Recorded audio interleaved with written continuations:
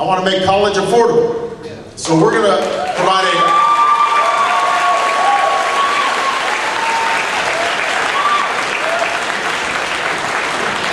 So we're going to make a $4,000 tuition credit every student, every year.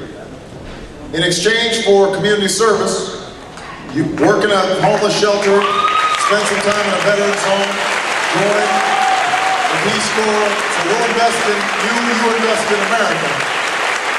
That'll make all of us stronger. So education is point number one. Point number two, investing in infrastructure. Part of the problem we've got, for example, on this call centers and telecommunications, our broadband access is, and high-speed internet is slower than it is in South Korea. We rank like 16. Now, we invented this stuff, but because we didn't invest in infrastructure, that puts us at a competitive disadvantage. So part of my infrastructure, I've said we're going to take some of the money that we're spending in the war in Iraq, create a $60 billion infrastructure reinvestment fund. Part of that money I want to invest in broadband lines and other telecommunication services to make our economy more competitive. And by the way, that puts people back to work. Building infrastructure puts people back to work at the same time as it creates a more competitive economy. That's number two. Number three, I mentioned all the opportunities surrounding energy. Huge opportunities. I'll just give you one example. I went to a company in Seattle, Washington. It used to be a plumbing business. It was just a mom and pop plumbing business. They started figuring out that they could make money helping businesses and schools and hospitals and big institutions become more energy efficient. They are now a multi-million-dollar company. They got over 1,000 people in their workforce. All the tradespeople there are unionized. You've got welders making $80,000 a year plus benefits. And they're helping their customers bring down their energy costs by 75%. And it's not just tradesmen that they've got engineers and computer scientists. It's a whole wonderful business that's been created. Well, we've got to have a president who's going to be investing in those kinds of businesses. And those businesses can be in Johnstown. I was over at what was the name of the steel wire company? Johnstown Wire. We were over there, we had a wonderful tour. They were talking about how they got together with some of the other industrial energy users here, and they're starting to use methane gas from landfills. Well, see, there are all kinds of opportunities for us around energy efficiency that are not being tapped right now.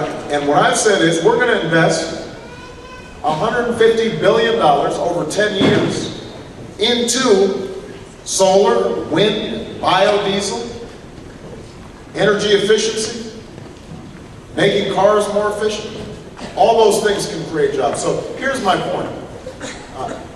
If I am helping local school districts educate kids, then I'm helping college students get the skills they need. And by the way, it's not just college students. I want to make these education credits available when you're 35 and you decide you want to go back to school. Because not everybody is going to take a traditional path on a 4-year college. You might go to community college for 2 years and then upgrade your skills 5 years later. So we have our workforce trained. We invest in infrastructure, and we're investing in cutting-edge new technologies, in energy, for example.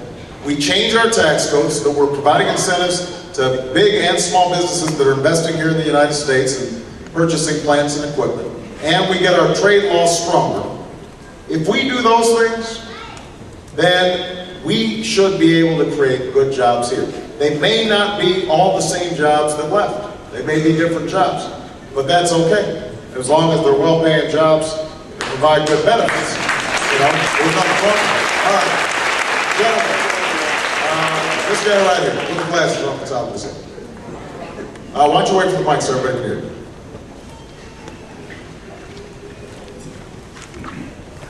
I'm a Navy veteran, sorry, I'm kind of nervous. Anyway, Navy veteran and appreciate your service. a full-time student at UP, and I'm studying political science there. And one of the first words that I learned in that department was the word oligarchy. And there's a possibility here that if your opponent is elected and wins the primary, that we could have 28 years of two families in the White House. And I was just concerned, of what your campaign might say to that, because it scares me. Well, look,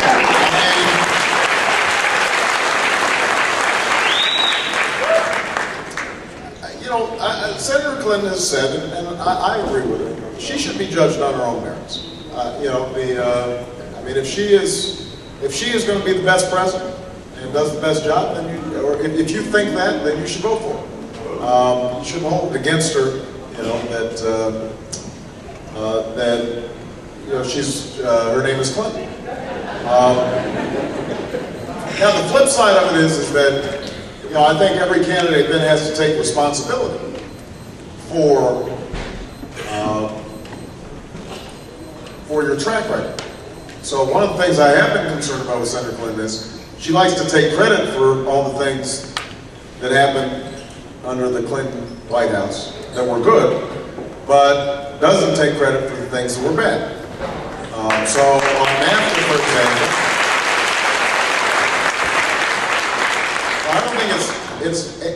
I think it's undeniable that the Clintons pushed NAFTA. And then during our debate, she was saying I wasn't in favor of NAFTA. And then afterwards, we found out there were a bunch of meetings that she had where she was going in and lobbying on behalf of NAFTA, even when she was First Lady. So that's my only concern, is that, that if you want to take credit for some of those accomplishments, and there were some real accomplishments. I mean, the Clinton administration did some good things. But then you've got to take responsibility for the fact that some things did not go so well. I do believe, though, that part of the reason we've done well in this campaign is that we've said the politics that happened in the 90s, the arguing all the time, the real nasty, sort of anything goes, whatever it takes kind of politics, that's not getting stuff done. And I think the American people, they don't care about people arguing back and forth on cable TV. They want to figure out how are you going to get gas prices down and how are you going to get folks health insurance.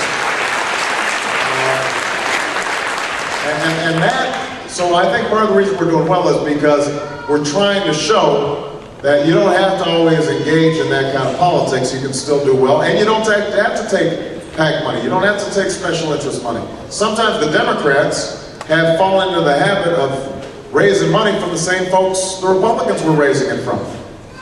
And then it becomes hard to really be clear about supporting working men and women in some of these debates, because you don't know who's financing your campaigns or your committees. And that's something that I think before General